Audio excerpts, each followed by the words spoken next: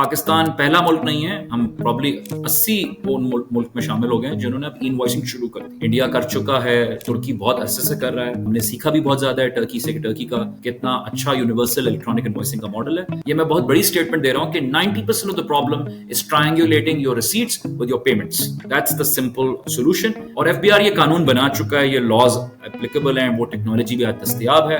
इसको सिर्फ इन्फोर्स करना है, अडॉप्शन को ड्राइव करना है, उसके प्यूनिटिव और उसके इंसेंटिव स्ट्रक्चर्स को जिंदा रखना है, भूल नहीं जाना। वेलकम टू पाकिस्तान अकाउंटिंग के डिजिटल पाकिस्तान इंटरव्यू सीरीज में, जहां हम उन लोगों से बात करते हैं जो टेक्नोलॉजी के जरिए पाकिस्तान को आगे ले जा रहे हैं। आज हमारे साथ हैं उमर बिन एहसन, जो हबल के फाउंडर और सीईओ हैं। उमर ने एफबीआर के साथ मिलकर पाकिस्तान के कस्टम्स और टैक्स सिस्टम को डिजिटाइज करने में काम किया है और अब अपनी फिनटेक कंपनी के जरिए बिजनेस पेमेंट्स और इनवॉइसेस का सिस्टम डिजिटल बना रहे हैं। इस एपिसोड में हम उनसे जानेंगे पाकिस्तान में कैश इकोनॉमी का असली स्केल क्या है और डिजिटल पेमेंट्स क्यों फेल हो जाती हैं। एफबीआर, बैंक्स और बिजनेसेस के दरमियान डेटा का लिंक क्यों मिसिंग है और सऊदी अरेबिया और टर्की जैसे मुल्कों से क्या सीख कर हम अपना टैक्स सिस्टम बेहतर बना सकते हैं। Assalamu alaikum and welcome to Pakistan and Counting. मेरा नाम जुनैद इकबाल है and thank you for watching our digital Pakistan series. Today we have a special guest with us. मुझे join किया है उमर बिन एहसन साहब ने, जो कि founder and CEO हैं हबल के। उमर साहब has an interesting background. He is a technologist, he is a computer scientist और उन्होंने अपने करियर का आगाज कहाँ से किया, आज भी कंपनी क्या करती है और इस पूरी इकोनॉमी को डिजिटाइज करने में what role is he playing and what has he learned in this journey? That's what we'll discuss today. Assalamu alaikum Umar and welcome to Pakistan and Counting. वालेकुम अस्सलाम, thank you for having me. To begin with, Umar, अपने background के बारे में बताइए कि क्या पढ़ा आपने and before you founded Hubble, तो आपने क्या-क्या काम किया खास तौर पे? Tell us about your work with FBR, customs, etc. Gee, my father was in the army, so when he retired, we moved back to Karachi. That's where he got his commission from. So all schooling, university was in Karachi. Grew up here, and wanted to do CSS, but somewhere along the way, I decided I didn't want to do that because my degree was in software engineering. So got my first job in a software firm, but the first few assignments I had was related to either military projects or district administration, e-government. And then 2-3 years later, I joined a subsidiary of FBR called Pakistan Revenue Automation, where I was the senior analyst for the VBOC, the web-based customs clearance system, which back then, this is 2009 and 10, where this was a novelty. There was an American system that was already there called PAX, and VBOC was supposed to sort of be the next generation and replace that and be used across Pakistan, indigenously built within the country. So I was part of that leadership team. So I saw the whole customs modernization process, implementing it at the major ports. और फिर उसके बाद the risk management system that profiles which cargo will be green, yellow, red, part of that team as well. When I left, I joined this company in Dallas called Sabre. तो वीबॉक पे काम जब कर लिया और उसके रिस्क मैनेजमेंट सिस्टम को भी बना लिया, 2012 की बात है। तो एक अमेरिकी कंपनी है सेबर डैलस में, वो एयरलाइन ऑपरेशंस के सॉफ्टवेयर बनाती है। तो उन्होंने एशिया पैसिफिक के अपने कैरियर्स के लिए मुझे हायर किया एज अ सीनियर एनालिस्ट और मैं वो काम करता रहा। लेकिन क्योंकि कस्टम्स के साथ एक ऐसा ताल्लुक कायम हो गया कि वो जो ऑफिसर्स थे, जब वो और सीनियर होते गए, तो वो बार बार मुझे किसी न किसी काम के लिए, मशवरे के लिए बुलाते रहे। और मेरा पर्सनल भी एक बहुत इंटरेस्ट था कि मुझे शौक था कि ये प्रोडक्ट जो हमने बनाया है उस पर पूरा पाकिस्तान का ट्रेड अब चल रहा है, इम्पोर्ट एक्सपोर्ट सारी वीबॉक के ही थ्रू होती है। तो out of personal interest bar bar FBR के किसी ना किसी कस्टम्स के मामले में इन्वॉल्व ऑफिशियली अनऑफिशियली रहता था।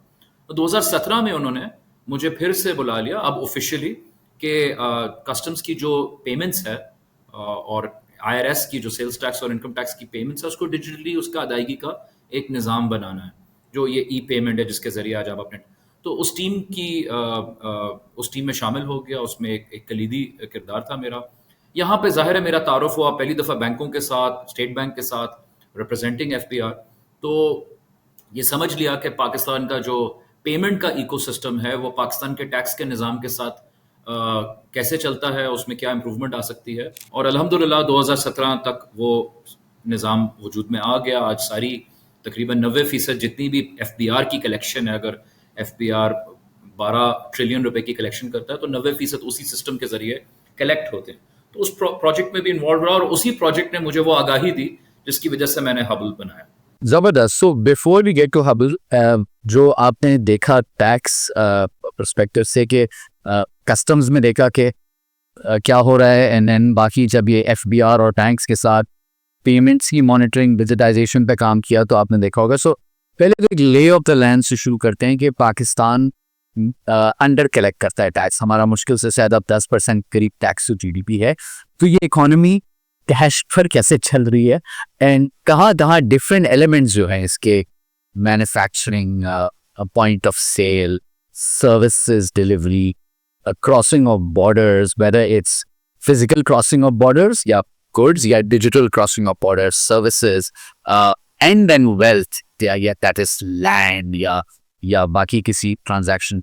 इन तमाम जो processing है जहाँ पर money changes hands, value is created और exchange, या जहाँ पर incidence of tax हो सकता है, ये जरा lay of the land देख के पाकिस्तान की इकोनॉमी कैसे चल रही है, इसके क्या एलिमेंट्स हैं और कहाँ कहाँ पर ट्रांजैक्शंस होती हैं, चाहे वो कैश में हो रही है या डिजिटल हो रही है, फिर उसको मैप करते हैं कि what is the process of digitization. So let's start that.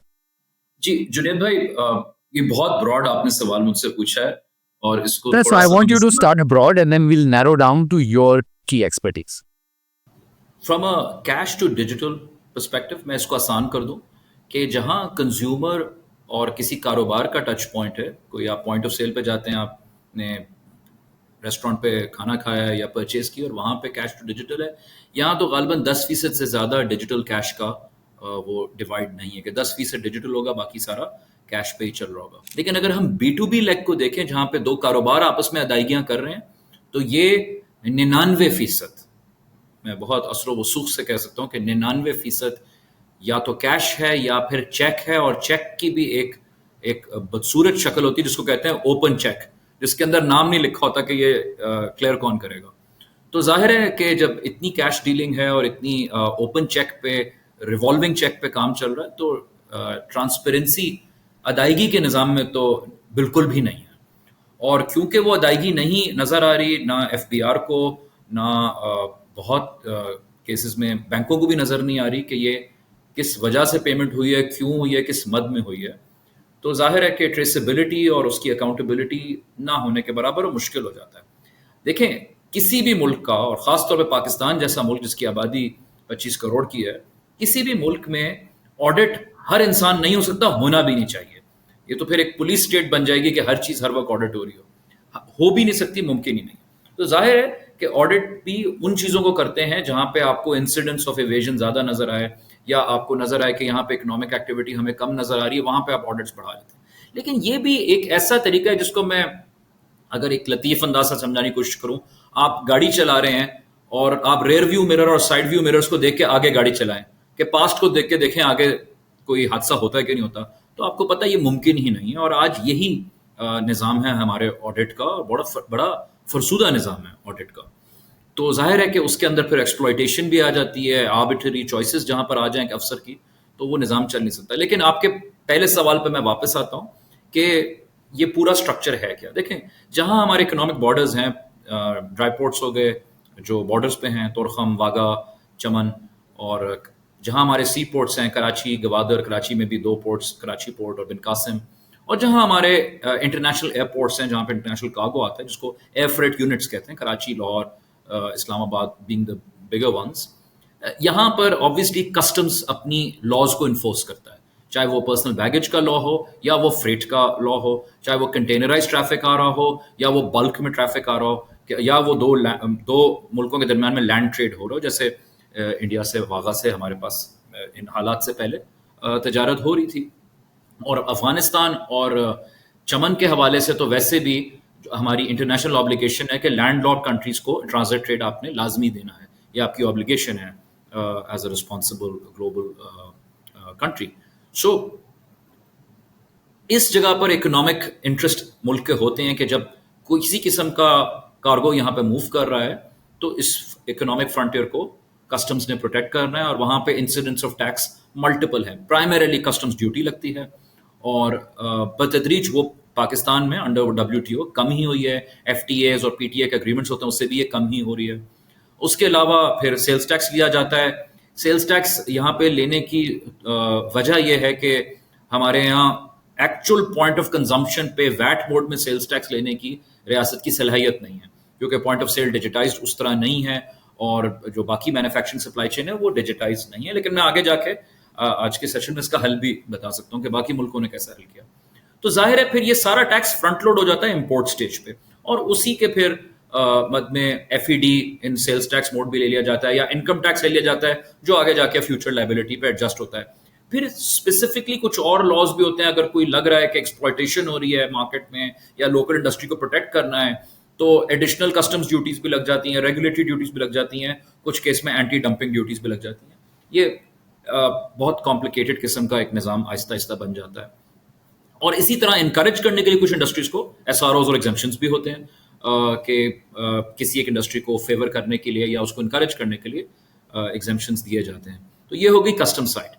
Income tax side जो है वो दो किस्म के लोगों पे होता है, एक नेचुरल पर्सन है, एक लीगल पर्सन है। Legal person could be an AOP partnership और अ प्राइवेट लिमिटेड कंपनी और a listed public company, and which also includes public state owned companies as well. और फिर नेचुरल पर्सन्स आप और हम हैं जो पाकिस्तान के शहरी हैं, उन पे भी कुछ थ्रेशोल्ड्स हैं कि उससे ज़्यादा उनकी आमदन होगी तो उन पे इनकम टैक्स लगेगा। और उसके फिर मल्टीपल स्लैब्स पे रेट हैं और उसमें भी डिफरेंट रेजीम्स हैं, एग्जेम्पशंस की भी और टैक्सेस में भी, मतलब वो कुछ मल्टीप्लायर इफेक्ट्स आ जाते हैं अगर वो एक बहुत ही प्रॉस्परस इंसान हो या बहुत ही प्रॉस्परस कंपनी हो, जैसे हमने देखा सुपर टैक्स पिछले साल लगे हैं। सेल्स टैक्स पाकिस्तान में बाय डिज़ाइन है तो लीगली वैट मोड में, वैल्यू एडेड टैक्स के हर स्टेज पे इंक्रीमेंटल टैक्स लगेगा और उसकी इनपुट आउटपुट की एडजस्टमेंट्स होंगी और फाइनल टैक्स जाहिर है कि कंज्यूमर तक जाएगा। लेकिन क्योंकि इसकी इन्फोर्समेंट FPR के लिए हमेशा चैलेंज रहा है और इसलिए सेल्स टैक्स को मैं तनकीदी अंदाज से अगर कहूँ कि एक लेजी फॉर्म ऑफ टैक्सेशन हो गई है कि हर चीज़ फ्रंट लोड कर दिया या तो इम्पोर्ट पे या फिर थर्ड स्केड्यूल के अंदर जब मैन्युफैक्चरर किसी डिस्ट्रीब्यूटर को माल देता है तो उसकी रिटेल प्राइस पे ही 18% सेल्स टैक्स कलेक्ट कर लिया जाता है। फिर इसमें इजाफी तौर पे अगर वो अनरजिस्टर्ड को बेच रहा है तो एडिशनल सेल्स टैक्स भी लग जाता है 4%। तो इफेक्टिवली वो 22% हो जाता है at a very primary stage. उसके नतीजे में होता यह है कि जो बाकी सप्लाई चेन है वहाँ पे टैक्स एडमिनिस्ट्रेशन का इंटरेस्ट नहीं रहता कि उसको अप्रोप्रिएटली टैक्स करें, क्योंकि उनको पता है कि हमने इनिशियल स्टेज पे वो टैक्स कलेक्ट कर लिया है और जाहिर है कि ये सारा टैक्स। इसको थोड़ा सा ना सिंप्लीफाई करके एक एक स्टेप पे लेके चलते हैं। तो पहला स्टेप जो हमने कहा था point of sale. Point of sale दुकान है, मैं या आप दुकान पे गए या चाहे किसी सर्विस शॉप पे बाल कटाने गए, एनीथिंग या so on so fourth, groceries करने गए, वहाँ पर लेट्स से दुकान में पॉइंट ऑफ सेल नहीं है। तो अब फ्रॉम अ टेक्नोलॉजी पर्सपेक्टिव क्या किया जा सकता है या क्या दूसरे मुल्कों में हो रहा है, या जब आप FBR के आप तो वॉर रूम में बैठ के साथ उनके साथ ये डिजाइन सिस्टम्स, इसके बारे में स्टेट क्या सोचती है कि यार इस प्रॉब्लम को कैसे सॉल्व किया जाए? लोग आ रहे हैं, लाखों अरबों रुपयों की ट्रांजैक्शंस कर रहे हैं। लेट्स से जो हाई वैल्यू मार्केट्स होती हैं, इलेक्ट्रॉनिक मार्केट, वहाँ पर एक टीवी कई लाख का बिक रहा होता है। बहुत सारा काम सारी मार्केट में कैश पर हो रहा होता है। तो इसको कैसे विजिटाइज किया जा सकता है? इस बात को 3 हिस्सों में डिवाइड करते हैं कि उसकी मूवमेंट ऑफ गुड्स क्या विजिबल है FBR को इन रियल टर्म्स, उसकी इनवॉइस क्या FBR को विजिबल है कि जो एक्चुअल सेल हुई उस पर एक्चुअल इनवॉइस कटी भी है, ये तो नहीं हुआ कि इनवॉइस सेल कर दी और इनवॉइस काटी ही नहीं। और तीसरा है कि उसके अगेंस्ट जो अदायगी हुई है क्या वो FBR को या एटलीस्ट बैंकिंग FBR को भले नजर ना आए लेकिन बैंकिंग चैनल में कल को ऑडिटेबल हो। ये तीनों सवालों के मैं अलग अलग जवाब। बैंक को तो नजर नहीं आ रही ना। मैं तो आके दुकान में जाकर कैश देकर टीवी खरीद रहा हूँ और वो भी देयर इज अ लाइक्लीहुड कि दुकानदार जो है वो कैश आगे डिस्ट्रीब्यूटर को शायद दे रहा हो। डिस्ट्रीब्यूटर कुछ तरीके से मैन्युफैक्चरर को आई एम श्योर फॉर्मली पैसे दे रहा होगा वो कोई तरीके खार करके। पर ये जो लास्ट लगे इस पे तो अनलेस किसी तरह से कैश को रोका जाए, जब तक कैश में कारोबार होता रहेगा तो स्टेट को तो इससे कुछ भी नहीं मिलेगा। मैं आपको दोनों लेग्स एक्सप्लेन करता हूँ। दोनों में एक बहुत सीरियस सप्रेशन है। पहली बात तो ये आपने खुद ही एक्सप्लेन कर दिया कि एक लार्ज इलेक्ट्रॉनिक्स में जा रहे हैं, वो कैश में पेमेंट ले रहा है, वो लेना ही नहीं चाहता। दूसरा, आजकल एक नया उन्होंने तरीका निकाल लिया, वो कहते हैं आप मेरे डायरेक्टली बैंक अकाउंट में आईबीएफटी कर दें। अब वो उसका चाचा का अकाउंट है, उसका अकाउंट है, घर वालों का अकाउंट है, तो वो कहीं उसकी बिजनेस जो अकाउंट है, जो उसने एफपीआर को सेक्शन 114 में डिक्लेयर किया हुआ है कि इधर मेरे बिजनेस रिसीट्स आती हैं, वो शायद वहां पे वो पैसे ले ही नहीं रहा उससे, तो वो बाकी कहीं और पार्क हो रहा है। और अक्सर आपने देखा होगा, आप बहुत सी दुकानों में हम जाते हैं कि वो एक टिल दिखाते हैं, दूसरा टिल दिखाते ही नहीं है, कि एक को कनेक्ट किया हुआ है, दूसरे को ये नहीं। ट्रांसलेट क्यों नहीं हो सकता? अब मिसाल के तौर पे, अब रिसेंटली मैंने ये नम का ये अपना क्या कहते हैं कंटेंट बनाते हैं, तो इसी तरह मैंने कराची में मंगवाया एक फोन करके ट्राईपॉड। तो the guy said exactly the same thing कि आप मुझे आईबीएफटी करने हैं। वो उनके नाम का नहीं था, किसी खातून के नाम का था। अब उनकी वालदा का होगा, जी। चाची का होगा, बहन ऐसा का ही होगा, जिसका भी होगा। अब लेट्स से एक अकाउंट है जिसमें फिर रेगुलर ही बहुत पैसे आते, लेकिन वो अकाउंट जो है ना वो एफबीआर में रजिस्टर्ड है, ना उस अकाउंट के पीछे कोई आईडी कार्ड तो है, ना उस आईडी कार्ड से कोई टैक्स की फाइलिंग हो रही है, राइट? तो एफबीआर और बैंक का सिस्टम तो कनेक्टेड है, तो नहीं है, बेसिक नहीं। What is that? So what is that? मैं एक बात वाजे कर दूं, बहुत से लोगों को लगता है कि एफपीआर और बैंकों के दरमियान में कोई बहुत सीमलेसली डेटा एक्सचेंज हो रहा है। ये सबको, इवेडर्स को सुन के खुशी होगी, कोई ऐसी कनेक्टिविटी नहीं है, कोई ऐसी इवेटर्स के लिए डिस्कवरी एफबीआर और banks are not integrated, not connected in that sense, the way you would think that you do a transaction and the next minute they find out. No, that kind of synchronized, it's not there. But can the FBR not ask banks के देखें ये हमारा filer register है, आप इसको अपनी database से map करें, बिल्कुल जो कर इस सकते हैं। रजिस्टर में नहीं है पर उसमें मेजर ट्रांजैक्शंस हो रही हैं अबव अ सर्टेन वैल्यू, उनका डेटा आप हमें पास बैक करें। जब वो डेटा बिल्कुल। पास बैक हो जाता है तो एफबीआर फिर उस डेटा को मैप कर सकता है नादरा की फैमिली रजिस्ट्रेशन सर्टिफिकेट के साथ।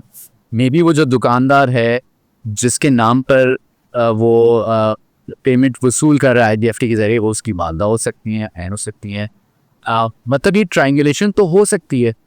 तो वी कम बैक टू वीबॉक में हम लोगों ने क्या बनाया था system, end of course goods were coming in from other parts of the world, and Yeah. Incentive ये था कि बोर्डर बोले कि ये जो लाल रंग का कॉफ़ी का मग है ये 10 सेंट का है, हालांकि है ये $5 का, ताकि ड्यूटी कम देनी पड़े।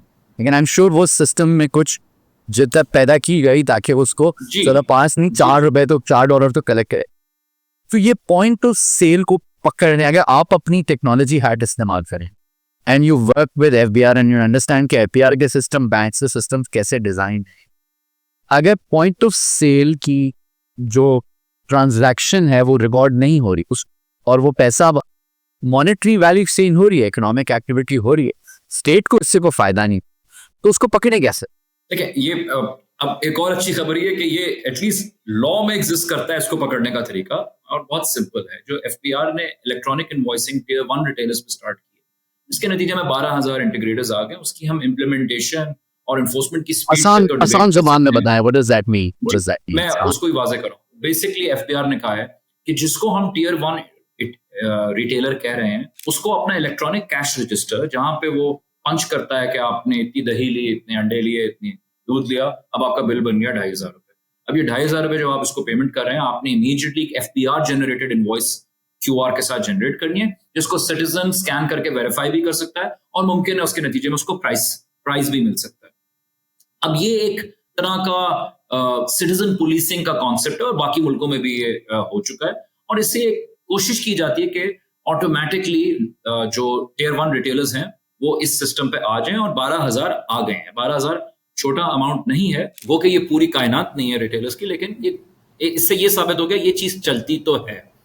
अब जो उस एसआरओ में, अच्छा, ये जो 12,000 जो आए हैं, आपने कहा टियर 1, इनका एक मिनिमम थ्रेशोल्ड है, और वो एफबीआर ने जाके लिटरली फिजिकली देख करके, लेट्स से ये नाहिद स्टोर है या एज करीम बख्श या बड़ी दुकान, that's how they have done it, like literally physically. कुछ डेटा पॉइंट्स भी आ जाते हैं एफपीआर के पास। फॉर इंस्टेंस, इलेक्ट्रिक बिल अगर 12 लाख से ज्यादा हो साल का, या उसका जो विद होल्डिंग जो वो डिस्ट्रीब्यूटर को पे कर रहा है वो उस साल के अंदर एक सर्टेन थ्रेशोल्ड से ज्यादा हो, तो उसके वजह से भी वो क्वालिफाई कर जाता है, उससे हमें उसकी रेवेन्यू एक एट्रीब्यूशन हो जाती है उससे। तो ये रूल्स बड़े पब्लिक रूल्स हैं, ये कोई मैं सीक्रेट सॉस नहीं रिवील कर रहा, these are public, you can google this. ये रूल्स हैं 7-8 के, ये अगर क्वालिफिकेशन है, आप किसी एयर कंडीशन मॉल के अंदर हैं, आपकी ब्रांच है, तो then you qualify as a tier 1 retailer and you have to have an real-time integrated e-invoicing solution. That SRO also says that you cannot refuse digital acceptance, that payments, if people want to pay you digitally, you will not refuse them. It doesn't mandate that it has to be 100% digital because of a problem in the economy. The economy still has a lot of cash. उस तरह की financial literacy अभी तक से आई नहीं है, and that's a separate subject that we'll talk about. But फिलहाल FBR कह रहा है कि अगर एक इंसान आपकी दुकान पर बोले मैं क्रेडिट कार्ड से पेमेंट करना चाहता हूं या क्यूआर से करना चाह रहा हूं, आपने कोई डिजिटल एक्सेप्टेंस रखनी है, आप रिफ्यूज नहीं कर सकते। अगर आप रिफ्यूज करेंगे तो उस पर पेनल्टी लग सकती है, और हुआ है, सीजर्स और सीलिंग्स भी हुई हैं इस पे के लोगों ने रिफ्यूज किया कैश से। सो इससे एक एटलीस्ट एक प्यूनिटिव पुश आया कि भाई अगर आप एक काफी बड़ी दुकान है तो आपको अपनी इनवॉइस तो रियल टाइम रिपोर्ट करनी है, और उसको ट्रायंगुलेट करने के लिए, पेमेंट के लिए आपका एक certain portion of payment data हमें चाहिए, क्योंकि वो बैंक में आके गिरेगा, और वो बैंक अकाउंट जाहिर है कि वो ही होता है जो आप लोगों ने एफबीआर को डिक्लेयर किया होता है अपने रिटर्न्स में। सो ये एक पहली कोशिश थी 2019 और 20 में जो की है, और वो चल रही है।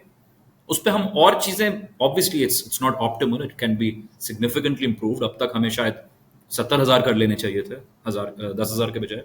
बट सिर्फ ये बताना चाह रहा हूं कि ये एक प्रॉब्लम है। अब एफबीआर ये कर रहा है कि ये पूरी सप्लाई चेन में इसको इंप्लीमेंट कर रहा है कि डिस्ट्रीब्यूटर को भी लगाना है, मैन्युफैक्चरर को भी लगाना है, ताकि ये पूरी वैल्यू एडिशन की जो चेन है, सप्लाई चेन जो है, इसमें इनपुट इनवॉइस और आउटपुट इनवॉइस की कोरिलेशन हो जाए। तो अब ईयर 1 शॉप्स तो हो गए, तो आपको इसकी एक फनल है ना, ऊपर मैन्युफैक्चरर है, फिर बहुत ज़्यादा उससे डिस्ट्रीब्यूटर है, और अब उससे बहुत ज़्यादा रिटेलर हैं, तो वो 1:many, too many. Yes. It's like a multiplier relationship. So of course, shops are harder, but within shops उन्होंने tier 1 shops पे किया है. Tier 2 और tier 3, I'm sure अभी they've not started anything on. Is that correct? No, there's no law for tier 2, tier 3 at the moment.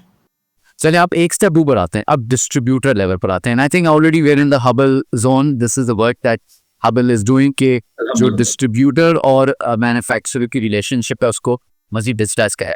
तो अब distributor level पर काम कैसे होता है? डिस्ट्रीब्यूटर अगर यूनिलीवर से या पेप्सी से माल खरीद रहा है तो उसको तो वो कंपनियां तो ज़्यादातर, या आई एम श्योर लोकल की जो फूड प्रोडक्ट्स की कंपनीज हैं, टारडा घी बनाने वाली या शान मसाला बनाने वाली, आई एम श्योर ये सब अबव वर्ड, तो इनकी ट्रांजैक्शन आपस में तो डिजिटली होती होगी, ये वॉइस जनरेट होती होगी, या ये भी कैश पे बहुत कम चल रहा है? नहीं, सेक्टर पे डिपेंड करता है। देखें, जिस सेक्टर में इन्वेस्टर बैठा हुआ है वहां कैश शुरू हो जाए। जिस सेक्टर में आर्बिट्राज है कि लोहा खरीदा थोड़ा महंगा बेचा, कैश आ जाएगा, क्योंकि वो इन्वेस्टर अपने आप को डिक्लेयर नहीं करना चाहता। तो स्टील हो गया, सरिया हो गया, केबल हो गया, बहुत से ऐसे सेक्टर, सीमेंट हो गया, इनके अंदर इन्वेस्टर का पैसा आ जाता है। क्योंकि हमारे मुल्क में, एंड जुनेद भाई आपने बहुत सारे इन्वेस्टमेंट के प्रोग्राम्स किए हैं, उसके अंदर एक और इन्वेस्टमेंट क्लास थी कि बहुत सारा इन्वेस्टर किसी के कारोबार के अंदर वर्किंग कैपिटल या ट्रेड में पैसे डाल रहा होता है, और ये सब कुछ ऑफ द बुक्स होता है, और एक तरह से बहुत खूबसूरत इन्वेस्टमेंट है, लेकिन पूरी अनडिटेक्टेड और ग्रे में चली जाती है। लेकिन ये बहुत अच्छी चीज है, मतलब अगर हम अपने इस्लामी उसूलों पे देखें, ये तो बहुत अच्छा एक शराकत का तरीका है, लेकिन मुशारका है, अनडिटेक्टेड है, मुशारका है, बिल्कुल 100% मुशारका है।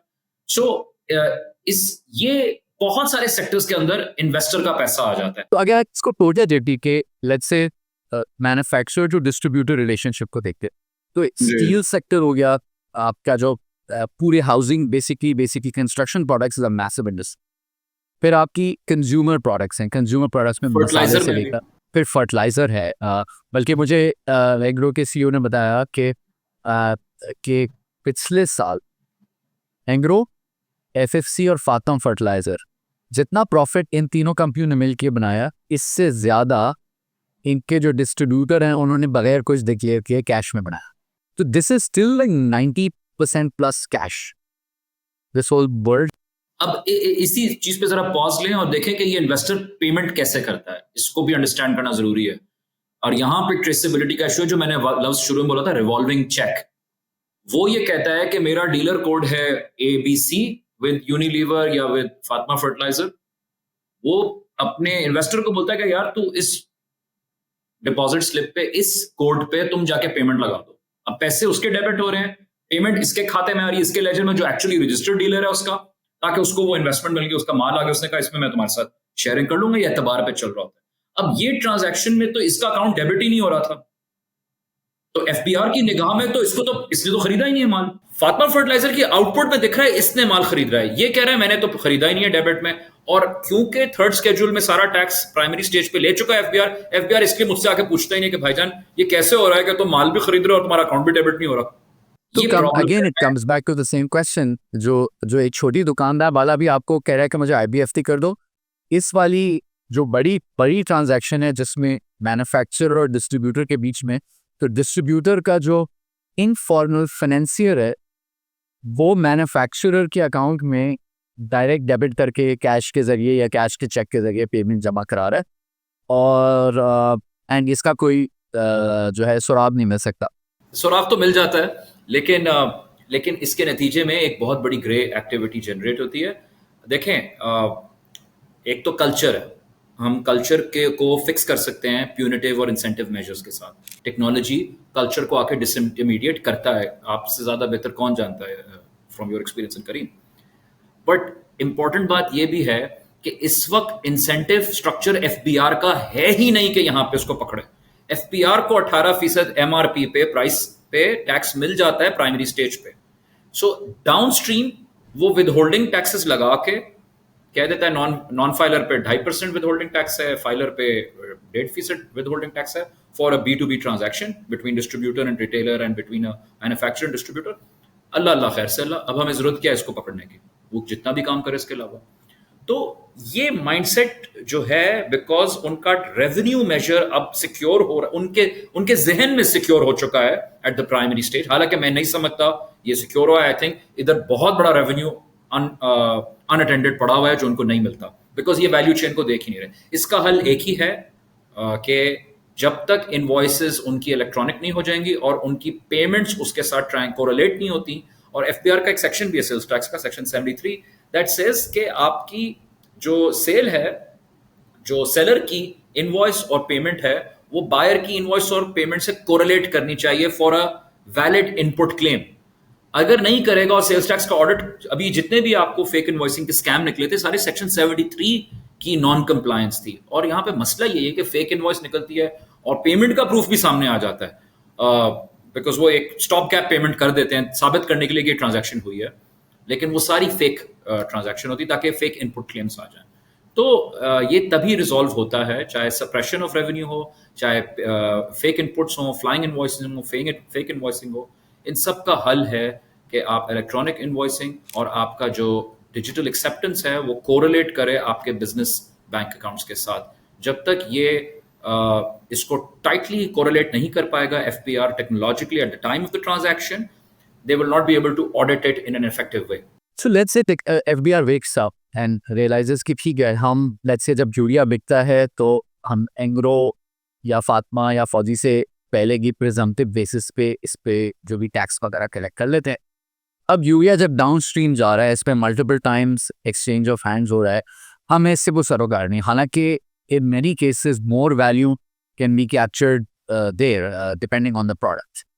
अब वहां पर ये एक थर्ड पार्टी बैंक ट्रांजैक्शंस कर रही। Why is it FBR working with banks and saying कि जिन अकाउंट्स में अनयूजुअल एक्टिविटी होती है और जो अकाउंट डायरेक्टली खासतौर पर इंडिविजुअल्स के नामों से और वो किसी बिजनेस से डायरेक्टली लिंक नहीं है। अगर पहले तो आपने देख लिया कि एक अकाउंट से लेट्स से एक बेसिक सर्च किया, आपको मालूम हो गया ये अकाउंट से जिनमें अनयूजुअल एक्टिविटी होती है, उस अकाउंट्स का आपको आईडी कार्ड मिल गया। उस आईडी कार्ड से आप मैप कर सकते हैं कि इनके यूटिलिटी बिल्स कौन से, आप मैप कर सकते हैं कि इनके मोबाइल वगैरह के और बाकी के बिल्स कौन से, आप मैप कर सकते हैं कि इनका पासपोर्ट बना हुआ है, फॉरेन ट्रैवल करते हैं या नहीं, लोकल ट्रैवल करते हैं या नहीं, उसको तो नहीं फेक किया जा सकता। एंड फिर ये कि क्या ये टैक्स रजिस्टर में है या नहीं।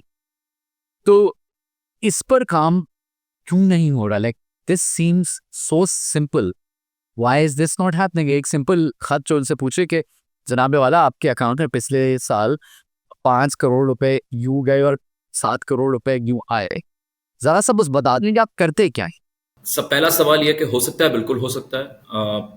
शायद कुछ लीगल फ्रेमवर्क्स बनाने पड़े, लॉ का भी इशू है। इस पे रेजिस्टेंस जरूर आएगी and I let me explain you why. एक है बैंकिंग प्राइवेसी का इशू, सीक्रेसी का इशू, वहां पे एक रेजिस्टेंस क्रिएट होती है for good and bad reasons, but एक रेजिस्टेंस आती है और ग्लोबल नॉर्म्स भी यही डिक्टेट करते हैं कि आपकी जो लिक्विडिटी है ना वो एक बहुत ही एक आपकी प्राइवेट चीज है। तो जब रियासत उसको मॉनिटर करना शुरू कर दे, जैसे ये बिल्कुल वैसे जैसे रियासत, you wouldn't want your phone calls to be tapped or your search history to be looked at by the state, even though they can, but it just feels very intrusive. So there is a view, whether we agree to it or not, it's a separate issue. But there is a view amongst libertarians that ये बात सही नहीं है कि आप किसी के bank accounts के अंदर ट्राई करें और मुसलसल करते रहें। हाँ, ऑडिट है और आपको कोई रीजन है, कोई लॉ एनफोर्समेंट का इशू है, कोई क्राइम का इशू है, बाय ऑल मीन्स आप पूरा खोल के देख लें। लेकिन वैसे हर वक्त अपने लोगों के इकोनॉमिक ट्रांजैक्शंस को आप हर वक्त मॉनिटर ना करें, ये एक व्यू है। और इस पे एक मतलब एक पॉलिटिकल फिलॉसफी की डिस्कशन शुरू हो जाएगी, जो कि मैं आपके साथ अलग से कर सकता हूँ। लेकिन अगर हम वापस से आ जाएं नहीं, इस on a high मौजूद level, actually, no, let's go there for a second. Okay, let's go there. Let's go there for a second, right? Crime कई तरह के होते हैं ना, फाइनेंशियल क्राइम भी तो एक क्राइम होता है। एक निज़ाम है, निज़ाम में कॉन्स्टिट्यूशन में लिखा हुआ है कि स्टेट टैक्स करती है और उसका एक सबको पता है कि अगर आप इंडिविजुअल कारोबारी हैं और आपने इतने पैसे कमाए या इतने, तो उसका ये स्लैब है। अगर आप सैलरी क्लास हैं तो ये स्लैब है, अगर आपकी पार्टनरशिप फर्म है तो ये स्लैब है, and so on and so for. आप मैन्युफैक्चरर हैं तो ये है, फलानी चीज़ बेचते हैं तो उस पर सेल्स टैक्स ये है। और अगर कोई ये पेमेंट नहीं कर रहा तो इसका कुछ हिसाब किताब तो होना चाहिए, एंड इन वन वे और the other not paying is a crime. देखें, अगर पार्लियामेंट इस तरह की लॉ मेकिंग कर ले, जो कि पार्लियामेंट का इख्तियार है, that allows, because obviously the parliament is supposed to represent what the people want, what their fears and aspirations are. If the parliament creates laws in the Banking Act, in the SBP Act, in the Income Tax Ordinance, in the Sales Tax Act, then there is obviously the possibility that this could be done. Beyond that legal provisioning, FPR would be overreaching its constitutional role, because, like I said, privacy is obviously in this digital age is a very big issue now. Maybe 20-30 years ago we wouldn't even talk about this wouldn't be a mainstream conversation. लेकिन अब privacy पे बात किए बगैर आप civil liberties के बारे में बात भी नहीं कर सकते। एक तो इस बात को अंडरस्टैंड करें। दूसरी बात यह है कि इधर एक ये भी फियर है कि जो लॉ एनफोर्समेंट की कैपेबिलिटी है वो बड़ी आर्बिट्रेरी है और वो बहुत केसेस में अंधी भी है कि वो गलत जगह पे अप्लाई हो जाती है और उसके नतीजे में एक और एक्सप्लॉयटेशन शुरू हो जाएगी। तो ये भी, इस बात का भी हमें ख्याल रखना ज़रूर है कि क्या ये वो टूल्स ऐसे तो नहीं हम दे रहे जिसके नतीजे में एक्सप्लॉयटेशन ज़्यादा बढ़ जाए और ये प्राइवेसी ब्रीचेस जो हैं वो एक्सप्लॉयट करें ना सिर्फ लॉ एनफोर्समेंट एजेंसीज बट और भी एक्टर्स बीच में जो इन्वॉल्व हो जाते हैं। लेकिन क्या ये टेक्निकली पॉसिबल है? बिल्कुल पॉसिबल है, इसमें कोई प्रॉब्लम नहीं है। ये 2-3 महीने का प्रोजेक्ट है, ये प्रॉब्लम भी सॉल्व हो सकती है। Okay, so let's put this aside for a second. अगर इसको छोड़ लें सेकंड के लिए, एक तो देखिए अब हम ये सप्लाई चेन देख रहे हैं ना कि मैन्युफैक्चरर और डिस्ट्रीब्यूटर के बीच में इकोनॉमी का एक मैसिव वैल्यू एक्सचेंज होती है जो स्टेट कैप्चर नहीं कर पा रही। एक तो हमने बताया कि वो कंपनीज अवॉइड कैसे करती हैं, वो बैंक अकाउंट दूसरा इस्तेमाल कर ले, और उस पर आपने समझा दिया कि ये कंसर्न्स हैं, इसकी वजह से इस पर हम मूव नहीं कर पाते। So put the bank account thing aside, और किस तरह से ट्रैकिंग इसकी हो सकती है? How as if you put your technology hat on, as let's say if you are building a system for FBR, bank account के अलावा और क्या चीज़ ट्रायंगुलेट करके जो लीगल रेलम में है, जो किसी प्राइवेसी के उसको ब्रेक नहीं करती, रियासत क्लेम कर सकती है कि आप हमारी ये सड़क इस्तेमाल कर रहे हैं, आप ये बिजली इस्तेमाल कर रहे हैं, आप इस मार्केट में जा रहे हैं जो कि इस म्यूनिसिपैलिटी की मैनेज्ड है। ऑफ कोर्स आप यहाँ रहते हैं तो आपको टैक्स देना है दूसरे सिटीजन्स की तरह। तो किस तरह टेक्नोलॉजी की क्या क्या इंटरवेंशन हो सकती है? देखें जुनेद भाई, जो मैंने आपको बताया आपके प्राइवेसी कंसर्न्स हैं वो नेचुरल पर्सन्स के लिए ज़्यादा मिसाल एप्लीकेबल है कि जो इंसान है, एक पाकिस्तानी शहरी है, ये उसके मसाइल हो सकते हैं और उसका एक लेजिटिमेट क्लेम हुआ कि आप अननेसेसरी इंट्रूड ना करें, एक सिटीजन की जिंदगी खराब ना करें। ये रूल्स उस तरह एप्लीकेबल नहीं है एक लीगल पर्सन पे, एक कंपनी पे। और यहाँ पे क्राइम जो है या सप्रेशन कंपनी कर रही है, क्योंकि कंपनी विद होल्डिंग एजेंट भी है और company sales tax collecting agent भी है। इसका मतलब है कि वो रियासत के बिहाफ पे एक काम करे, ये अमानत है उसकी। ये सेल्स टैक्स कलेक्ट करना उसकी उसका उसका राइट नहीं है, ये रियासत ने उसको अमानत दी है कि तो मेरे बिहाफ पे जो माल बेचोगे उस पर सेल्स टैक्स कलेक्ट करो। तो इधर तो भाईमानी का कोई जवाज नहीं है। ये रियासत के जो अवाम की जो पैसे हैं उसकी चोरी है जब आप इसको अवॉइड करते हैं या इसमें आप कोई लेजीनेस शो करते हैं कंप्लायंस के अंदर। और दूसरी बात है कि अगर यहाँ पर किसी किस्म की मॉनिटरिंग रखी जाए, क्योंकि अमानत का काम है, तो इसमें मेरे नहीं ख्याल से कि वो प्राइवेसी कंसर्न्स हैं जो एक इंसान, एक इंडिविजुअल के प्राइवेसी कंसर्न्स हैं। अगेन, ये मेरा व्यू है। आई एम श्योर इस वीडियो को बहुत सारे कॉन्स्टिट्यूशनल लॉ एक्सपर्ट्स देख के बोलेंगे आप गलत बात कह रहे हैं। I don't know enough to say this, but when we're talking about businesses, the rules of the game are slightly different. You can be a little more intrusive कि आप जान लें कि उसकी इनवॉइस क्या है, उसके गुड्स क्या हैं, उसके पेमेंट्स क्या हैं। आज अभी तो बहुत डिफरेंट माहौल हो गया। एक जमाने में फैक्ट्रियों में बंदे बिठाए जाते थे, बल्कि हाल में ये शायद फिर एफबीआर ने ये पुरानी रिवायत जिंदा कर दी है। आई डोंट नो क्यों की है, लेकिन पहले तो फैक्ट्रियों के ऊपर बंदे बिठाए जाते थे। तो इससे ज्यादा तो कोई इंट्रूसिव चीज नहीं हो सकती कि वो प्लांट पे कितने पैकेट बन रहे हैं वो देख रहे हैं। अब वो वीडियो एनालिटिक्स की बात कर रहे हैं, बंदों को भी बिठाने की बात कर रहे हैं। इस पे थोड़ी बात करें कि ह्यूमन इंटरवेंशन को निकाल कर क्या हो सकता है। वीडियो एनालिटिक्स हैं, सैटेलाइट के थ्रू कितने ट्रक आ रहे हैं, कितने ट्रक जा रहे हैं। 2-3 इंडस्ट्रीज की कुछ एग्जांपल दें कि उसमें प्योर टेक्नोलॉजी के जरिए, डिजिटल मींस के जरिए, how can we close this gap. मैं इस बात को 3 स्टेजेस में डिवाइड करूंगा। पहला है इकोलॉजी का इशू कि पूरे इकोसिस्टम के अंदर डिजिटल पेमेंट्स को सिर्फ एफपीआर ने नहीं, रियासत के सारे इदारों ने, स्टेट बैंक ऑफ पाकिस्तान ने, फेडरल गवर्नमेंट ने, डिस्ट्रिक्ट एडमिनिस्ट्रेशंस ने ये इन्फोर्स करना है कि digital acceptance consumer to retail और रिटेलर से ऊपर तक ये पूरी सप्लाई चेन में, जहां पे मैन्युफैक्चरर वेंडर को पे कर रहा है या इंपोर्टर को पे कर रहा है, ये पूरी सप्लाई चेन में बिजनेस टू बिजनेस भी और बिजनेस कंज्यूमर टू बिजनेस भी डिजिटल पेमेंट्स का होना लाजमी है, क्योंकि इससे ऑडिटेबिलिटी और ट्रांजैक्शन की रेफरेंसिबिलिटी आसान होती है। एफपीआर के लिए आसान हो जाएगा, लोगों के लिए छुपाना मुश्किल हो जाएगा, उनको पता है ऑडिट पे पकड़े जाएंगे। दूसरा है इलेक्ट्रॉनिक इनवॉइसिंग। पाकिस्तान पहला मुल्क नहीं है, हम प्रॉब्ली 80 मुल्क में शामिल हो गए हैं जिन्होंने अब इनवॉइसिंग शुरू कर दी। इंडिया कर चुका है, तुर्की बहुत अरसे से कर रहा है। हमने सीखा भी बहुत ज़्यादा है टर्की से कि टर्की का कितना अच्छा यूनिवर्सल इलेक्ट्रॉनिक इनवॉइसिंग का मॉडल है। इससे इनवॉइस भी आ गई और पेमेंट भी आ गई, और ये दोनों चीज़ें मेरे अपने ख्याल में तकरीबन 90% प्रॉब्लम सॉल्व कर देंगे।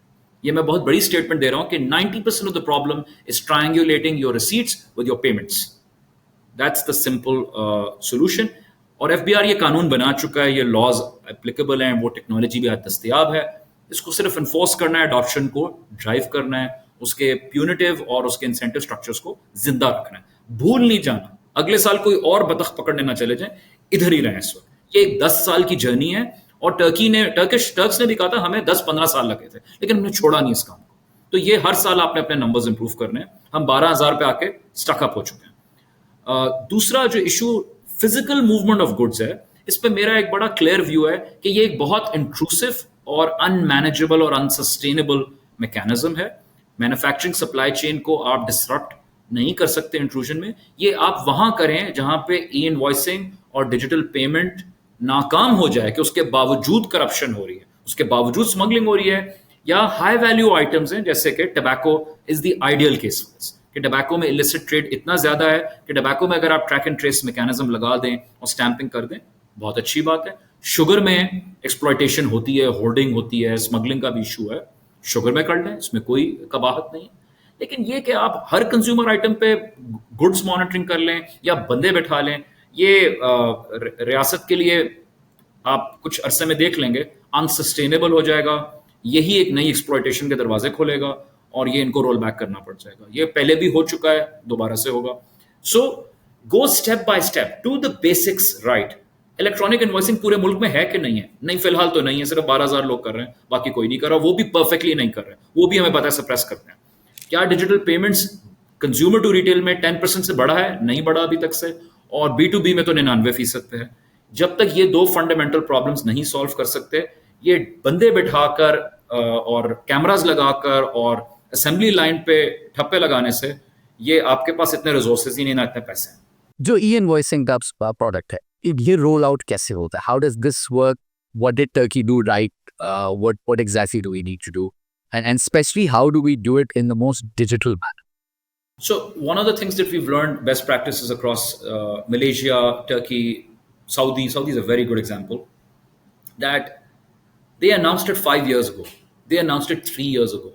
They said in 2028, on the 1st of January, companies with revenues above ₹1 billion will have to comply. तो पूरी मार्केट और उसकी इकोलॉजी को ट्रांसफॉर्म करने का वक्त दिया। ये एक कंपनी का काम नहीं है, ये कोई 100 कंपनियां चाहिए थी। ये पाकिस्तान सॉफ्टवेयर हाउस एसोसिएशन को कॉन्फिडेंस में लेना था, सैप और ओरेकल को कॉन्फिडेंस में लेना था, बड़े बड़े इलेक्ट्रॉनिक्स के प्रोवाइडर्स को उसके अगेंस्ट लॉ मेकिंग करनी थी। और लोगों को इंडस्ट्री बाय इंडस्ट्री या साइज ऑफ द बिजनेस से वेव्स क्रिएट करनी। सऊदी अरब में पहली वेव थी 350 अरब रुपए, फिर अगली वेव 100 अरब रुपए, फिर 50 अरब, और फिर एंड में 250 मिलियन रुपए। मैं रुपए में कन्वर्ट करके दूं तो ये वेव्स 5 साल की 11 वेव्स अनाउंस कर दी थी कि इस साल में तुम्हारी बारी आ जाएगी और तुम्हें 6 महीने दिए जाएंगे, उसके बाद बहाने नहीं करना। सो we should have learned from them, and that's how we should have done it as a e-invoicing integrator myself. This sort of rapid deployment approach doesn't scale, it backfires most of the time. Hubble का बताएं कि Hubble में exactly आप क्या कर रहे हैं? What is your company's product? What are you solving? So हमारी जर्नी स्टार्ट हुई कि पेमेंट्स को डिजिटाइज करें, कि अगर कोई डिस्ट्रीब्यूटर मैन्युफैक्चरर को पेमेंट्स कर रहा है या कोई रिटेलर डिस्ट्रीब्यूटर को पेमेंट कर रहा है, डायरेक्टली मैन्युफैक्चरर को पेमेंट कर रहा है, हमने इस लेग को डिजिटाइज किया कि पाकिस्तान के सारे बैंक्स को इंटीग्रेट किया, उनको रियल टाइम डेबिट करना और सेम डे में सेटल करना और उसकी इनवॉइस से पेमेंट को रेकनसाइल करना, कोरिलेट करना, ये कैपेबिलिटी हमने डेवलप की। But this was a financial use case. We are doing it as a fintech. तो हम सेक्टर बाय सेक्टर कंपनीज के ERP से इंटीग्रेट करें। बैंकिंग रेल्स हमारी पहले से बनी हुई थी, उसको हमने इंटीग्रेट करके ये प्रोडक्ट मार्केट में बेचे थे। इसी इनवॉइस और पेमेंट डेटा को इस्तेमाल करके 2022 में हमने इस पे इस्लामिक फाइनेंसिंग डाल दी कि जी अगर आपको इस खरीदो फरोख्त के लिए पैसे चाहिए, तो आपका अगर क्रेडिट लिमिट अप्रूव हुई है इस एंकर से ये माल खरीदने के लिए, तो हमारा जो पार्टनर बैंक है मीज़ान बैंक, वो आपको इसके लिए फाइनेंसिंग दे देगा। तो ये दूसरा प्रोडक्ट हमने लॉन्च किया। जो सप्लाई चेन के जो 4 इवेंट्स हैं, logistics, invoicing, payments and financing, उसमें पेमेंट्स और फाइनेंसिंग से हमने आगाज किया। और क्योंकि हम इस एरिना में ऑलरेडी थे कि इनवॉइस इंटीग्रेशन कर रहे थे for the purpose of payment reconciliation and financing, तो ये एक नेचुरल हमारे लिए एडजेसेंसी थी कि जब FBR ने इनवॉइसिंग का आगाज किया तो हम सर फहरिस्त उस पर आगे गए कि जी हम भी ये काम कर सकते हैं, बिकॉज ऑलरेडी वो जो बड़ी FMCGs हैं हम उनके लिए ये काम कर रहे हैं। तो ये तीसरा प्रोडक्ट लेग जो हमने जिसका आगाज किया वो ये है कि FBR के ई-इनवॉइसिंग की कंप्लायंस के लिए जिस कंपनी को जरूरत है वो हबल से इंटीग्रेट कर जाए और हम उसके ऑटोमेटिकली सेल्स टैक्स रिटर्न्स, जो सेल टैक्स के जो इनवॉइस है उसको ऑटो पॉपुलेट कर देंगे in real time for the compliance of FBR's SRO 69। Excellent. तो अब इसमें एक तो स्टिक है और एक कैरेट है यहाँ पर। और स्टिक तो ये है कि लेट्स से आपने चाहे वो रिटेलर्स के पास जाके उनको कहा गया पॉइंट ऑफ सेल टर्मिनल लगा, या बड़े मैन्युफैक्चरर्स को बता रहे हैं कि इस तारीख से पहले ई इनवॉइसिंग इंप्लीमेंट कर लें वरना XYZ। अब इसकी कैरेट भी तो है कि एक तो नेचुरल इकोनॉमिक कैरेट है कि अगर आप अपने कारोबार को कैश से उठाकर डिजिटल कर लेंगे और उसका हिसाब किताब होगा, तो अब आपकी बैलेंस शीट सब कुछ सामने होगी, ऑडिटेड अकाउंट्स होंगे। तो कल जो आप अपने बिजनेस को ग्रो करना चाहते हैं, जैसा आपने बताया कि आपके थ्रू जो लोग ई इनवॉइसिंग इस्तेमाल कर रहे हैं, बैंक विजिबिलिटी ले सकता है कि अच्छा ये अच्छा सॉलिड कारोबार है, ये ये 5 रुपए का कप खरीदते हैं और 7 रुपए का बेचते हैं और साल में 10,000 दफ़ा ये करते हैं, तो ठीक है हम इनको फाइनेंसिंग देने को तैयार है। तो ये लोगों को किस तरह से समझ आएगा? ये बिजनेसेस को समझ नहीं आ रहा कि अगर हम अपने आप को डिजिटाइज करने, हाँ हमें टैक्स देना पड़ेगा, लेकिन हमारे कारोबार का साइज बढ़ जाएगा क्योंकि हमारे पास कैपिटल अवेलेबिलिटी बढ़ जाएगी। देखिए ये एक अगेन मार्केट की अपनी एक इकोसिस्टम है। इकोसिस्टम में बहुत सारे किरदार हैं, बैंक्स हैं, हम लोग हैं, फिनटेक्स हैं और बहुत सारी रेगुलेटरी टेक्नोलॉजी कंपनीज इस रेल में आएंगी और ये उनका काम है कि वो अवेयरनेस आहिस्ता आहिस्ता क्रिएट करें। ओवरनाइट तो नहीं होगा। जहाँ तक अवेयरनेस की बात है कि लोगों को रैशनली समझाना कि टैक्स ट्रांसपेरेंसी से तुम्हारा कारोबार और बैंकेबल होगा। ये जो आपका आर्ग्यूमेंट है कि transparency will lead you to bankability, this is an awareness problem and we all have to work together to create that awareness. अब आ जाते हैं इंसेंटिव पे. इंसेंटिव स्ट्रक्चर्स दुनिया भर में मल्टीपल हैं. कुछ लोगों ने इस पे सेल्स टैक्स की रिडक्शंस दी हुई हैं. कुछ लोगों ने कहा इसकी प्राइस को हम ऑफसेट कर देंगे कि जो खर्चा आपका इस पे आ रहा है वो हम आपको ऑफसेट कर देंगे. कुछ मुल्कों में ये भी देखा है. मेरा अपना पर्सनल व्यू है कि जो इस प्लेटफॉर्म पे आ जाए, जो इनवॉइसिंग कर रहा है, चाहे टियर 1 रिटेलर हो या कोई बिजनेस हो, उनको किसी किस्म का जो विद होल्डिंग रिजीम के अंदर रिलीफ अगर दे दिया जाए तो एक मॉनेटरी इंसेंटिव भी आ जाएगा, क्योंकि वो विद होल्डिंग टैक्स वैसे भी डॉक्यूमेंटेशन के लिए लगा था. वो कोई रेवेन्यू मेजर तो नहीं था, रेवेन्यू स्पिनर नहीं था आपके लिए, वो डॉक्यूमेंटेशन के लिए था. तो भाई अगर उसने अब इनवॉइसिंग कर दी है तो तुम्हें डॉक्यूमेंटेशन तो मिल गई जो चाहिए थी, तो हटा दो उस टैक्स को. वो भी रख के बैठे हुए, वहां का भी रेवेन्यू चाहिए और एक कॉस्ट ऑफ कंप्लायंस भी बढ़ा दी. तो ये ऑफसेट एफपीआर के पॉलिसी मेकर्स को सोचनी चाहिए. आई एम श्योर सोच भी रहे हैं, एटलीस्ट बात तो कर रहे हैं इस बारे में. इन सिंपल वर्ड्स जो उमर बात बता रहे हैं वो ये कि अगर एक कारोबार है उसकी सारी चीज़ें डॉक्यूमेंटेड नहीं है, तो एक उसके पॉइंट ऑफ परचेस पे या पॉइंट ऑफ सेल पे जहाँ पर भी, या पॉइंट ऑफ इंपोर्ट पे जहाँ पर एफबीआर मॉनिटर कर सकता है, तो एफबीआर एक प्रिज्यूम कर लेता है कि अच्छा जी, अगर आप ये चाइना से ऐसे ये कप मंगा रहे हैं तो इस पर टिपिकली इतना मुनाफा होता है, तो मैं अभी इंपोर्ट स्टेज पर आपसे इतने पैसे इंपोर्टर से ले लेता हूँ. इंपोर्टर वही टैक्स को अपनी डीलिंग्स में जो आगे उसका फर्दर बायर है उसके साथ भी एडजस्ट कर लेता है. तो एफबीआर ने कहा ठीक है, ये इस सिस्टम में ये चीज़ आ रही है जहाँ मैं इसको मॉनिटर कर सकता हूँ, यहाँ मैंने पैसे विद होल्ड कर. हाँ, अगर फ्यूचर में आपने डॉक्यूमेंटेशन की और प्रॉपरली टैक्स अदा किया तो उस टैक्स के अगेंस्ट ये जो पैसे मैंने आपसे लिए उसको आप एडजस्ट कर लें.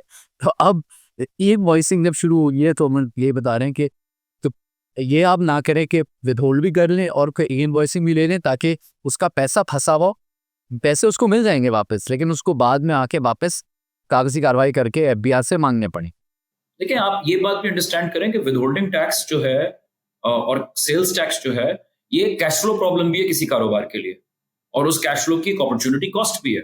आप उसे कहते हैं 7 दिन में विद होल्डिंग जमा करवाओ, जाहिर है कि वो कहेगा यार 20-25 दिन रखता हूँ, 30 दिन रखता हूँ, ऑडिट में पकड़ा गया तो देख लूंगा, लेकिन मैं आराम से देता हूँ ताकि थोड़ी देर तो मैं ये पैसे अपने पास रखूं. This is the industry practice and you have no way of stopping it, because this is again meant to be for documentation. It was never meant to be as a revenue measure. So now that he is documented, then please remove that tax and unlock his cash flow, and that would allow him to do more things. आप किसी भी businessman से पूछें, वो with holding और sales tax और FBR को जो एडवांस टैक्स टारगेट पूरे करने के लिए देता है, उसको कैश फ्लो प्लानिंग करनी पड़ती है. क्या ये कारोबार का काम है कि वो बैठ के कैश फ्लो प्लानिंग करे कि एफबीआर के टारगेट्स पूरे हो जाएं? It's ridiculous. And everyone, at least the big companies, that's how the targets are met, कि वो दिसंबर का टैक्स भी आज जून में लेके बैठे हुए होंगे. बिल्कुल ठीक है. तो अब आपको क्या लगता है कि अब रोड मैप क्या होना चाहिए? ये पूरी इकोनॉमी है प्योरली फ्रॉम टेक्नोलॉजी पर्सपेक्टिव, के एफबीआर को किस तरह का टेक स्टैक बनाना चाहिए, इंपोर्ट स्टेज का, रिटेल स्टेज का, डिस्ट्रीब्यूटर टू मैन्युफैक्चरर, मैन्युफैक्चरर से पहले इंपोर्टर, ये पूरी जो वैल्यू चेन है, क्या क्या इसमें आपकी टेक्नोलॉजिकल इंटरवेंशंस होनी चाहिए, या क्या क्या सॉफ्टवेयर या मॉनिटरिंग टूल्स एफबीआर के पास होने चाहिए? देखिए, इस वक्त जो प्राइम मिनिस्टर का ट्रांसफॉर्मेशन प्लान एग्जीक्यूट हो रहा है, उसके अंदर हैवी स्टेक होल्डर इन्वॉल्वमेंट है.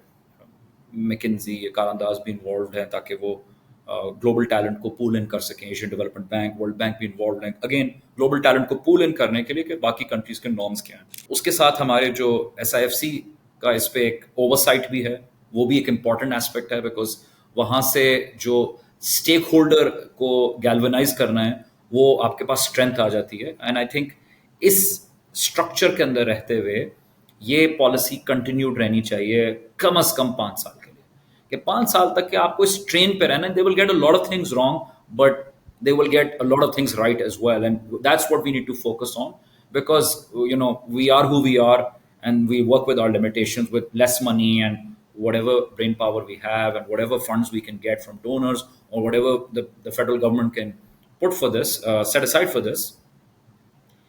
एक चीज पे मैं बार बार स्ट्रेस करता हूं कि कोई भी टेक्नोलॉजिकल इनेबलमेंट जब गवर्नमेंट करना चाहती है तो अपने प्राइवेट सेक्टर को इग्नोर करके ना करें, क्योंकि प्राइवेट सेक्टर के पास टैलेंट भी है, वो कैपिटल एलोकेशन भी कर सकते हैं और वो आपसे ज़्यादा एफिशिएंटली उसको चीज़ को एग्जीक्यूट कर जाएंगे. जब when you do it yourself, when PITB and FPR, when they try to do it themselves, they are very slow at it and the product is subpar. It doesn't meet the needs of what the public needs. So tax filing के निज़ाम को आसान करने के लिए जैसे B filer एक बहुत ही अच्छा टूल है. बी फाइलर जैसी कंपनीज को अगर आप एपीआई एक्सपोज कर दें, they could be like what India has ClearTax और what in United States you have turbo tax.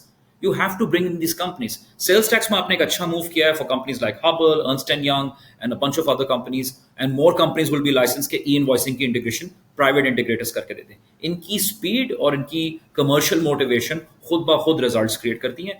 तो एक अच्छी बात ये है कि FPR has opened themselves up for that kind of role, that now the private sector is a participant in the regulatory compliance technology required for the taxpayers. तो एक ही aspect हो गया. दूसरा एस्पेक्ट ये हो गया कि जो हमारे डोनर्स के प्रोग्राम्स हैं वो बुनियादी तौर पे कर्जे हैं. वो कर्ज़ों को हमें बाद में अदा भी करना है. इन कर्ज़ों को बहुत ही संभाल के हमें खर्च करना चाहिए. इसमें बहुत अच्छे अच्छे प्रोजेक्ट्स निकल सकते हैं.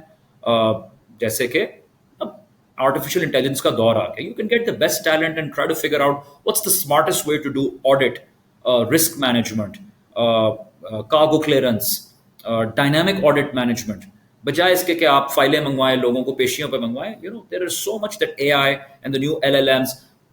कस्टम्स के अंदर क्लासिफिकेशन का बड़ा सीरियस इशू है कि भाई ये हाथी है, हिरन है. तो ये क्लासिफिकेशन के लिए अब इतने सारे अच्छे टूल्स आ गए हैं एआई के जो डिटरमिन करते हैं कि डिक्लेरेशंस को रीड करके बताएं कि जी ये एचएस कोड पे फॉल करता है, इस पे ये एग्जेम्पशन बनती है, इसके ऊपर ये टैरिफ बनता है. ये सारे टूल्स अब एम्प्लॉय करने चाहिए. जब आप कर्जे लेके कर रहे हैं तो प्लीज इनको न्यू एज टेक्नोलॉजी पे लगाएं, बजाय इसके कि आप बोलेंगे .NET पे नया वर्जन का एक फॉर्म बना दें और आप बोलेंगे आपने बड़ा कमाल का काम किया. ये this is a waste of loans. And I want to stress they're loans. They're not federal government funds. So that's the second thing. The third thing is continuity. Whatever you've decided, उसको चलने दें. वो 2-3 साल उसके फिर feedback आए, market से पूछें, उसको करें. State bank is a very good example. They never push out any regulation without informing you or taking your feedback. So these are good culture in State Bank or SECP, that they would ask your opinion first. या experts को भी बुला के opinion singularly भी लेंगे, groups में भी लेंगे, associations से भी पूछेंगे, market से feedback लेके एक कोई regulation लाएंगे ताकि लोगों को disrupt ना करे वो. तो इस तरह की भी feedback का mechanism obviously is very lacking in FPR. It's a very close sort of kitchen cabinet advisory group, which is obviously not good for any national scale technology adoption. और आखिरी चीज़ ये है कि स्टेट बैंक के साथ, ये मैं बार बार कह रहा हूँ कि you have to work very closely with the State Bank of Pakistan and take them very seriously. RAST is a game changer. It's a reset for the payment industry. And using RAST, you can do so much in terms of tax transparency. Thank you very much. Umar, आप ज़बरदस्त काम कर रहे हैं. आपने शुरू में जो एक स्टार्ट बताया कि रिटेल में अगर 10% डिजिटल पेमेंट आ गई है और 90% अभी भी कैश पे चल रही है, तो P2B जो कि इकोनॉमी का मेन इंजन है, जिसमें डिस्ट्रीब्यूटर टू मैन्युफैक्चरर रिलेशनशिप है, और उसमें बड़ी बड़ी इंडस्ट्रीज हैं, सीमेंट है, स्टील है, पूरे बाकी कंस्ट्रक्शन मटेरियल्स हैं, फिर उसके बाद वेरियस किस्म के एग्रीकल्चर है, केमिकल्स हैं, फिर कंज्यूमर क्योंकि वो दुकान में आता है उसको फिर भी नज़र पड़ जाती है. But there is massive business to business economy that runs here, जो आज आपके नज़र में 99% कैश पे चल रही है. सो इट इज़ अमेजिंग कि आप और हबल जैसी और कुछ जो कंपनीज हैं, चाहे वो रिटेल स्पेस में आ रही हैं या डिस्ट्रीब्यूटर स्पेस में आ रही हैं या मैन्युफैक्चरर जो डिस्ट्रीब्यूटर स्पेस में आ रही है, वो इस पूरी जो इकोनॉमी की वैल्यू ट्रांसफ़र है, change of hands of money है, जो पेमेंट्स के रेल्स हैं, इनवॉइसिंग के रेल्स हैं, उसको डॉक्यूमेंट करने में, डिजिटाइज करने में हेल्प कर रहे हैं. पाकिस्तान काउंटिंग में बार बार हम इस टॉपिक पे अपनी पहली वीडियो से लेकर आज तक की come back to it again and कि अगर अब 400 बिलियन की इकोनॉमी है और उस पर आप मुश्किल से 10% के करीब टैक्स कलेक्ट कर रहे हैं. अगर इन रियलिटी ये इकोनॉमी 500 बिलियन की है और उस पर आप ट्रूली 12% के करीब टैक्स कलेक्ट करना शुरू कर देते हैं, तो आपको मज़ीद पैसे बोरो नहीं करना. आप अपने फिस्कल जो डेफिसिट है उसको रिकवर कर लेंगे, आप अपने लोन्स को पे बैक कर देंगे. So with that, Umar, Thank you so much for joining us, and thank you for the good work you're doing. You're building a good startup, which is a commercially viable business. लेकिन साथ साथ आप मुल्क का problem भी solve कर. Thank you. Thank you for being here. And with that, I would like to thank all of our viewers for tuning in. जो उमर साहब के लिए सवालात हैं आपके, वो ज़रूर हमें comments में दें. And again, over here, I would like to thank our supporter for our Digital Pakistan series, which is Jazz. Jazz not only is Pakistan's largest telecom company, but वो beyond telecom अपने आप को मज़ीद diversify करे. उसके जो financial services products हैं, jazz cash, वो एक तरह से यही काम retail side पर कर रहे हैं. Now they're getting into more financial services as well. So thank you so much, Jazz. Thank you, Omar. And thank you for all our viewers for joining us. Khuda Hafiz.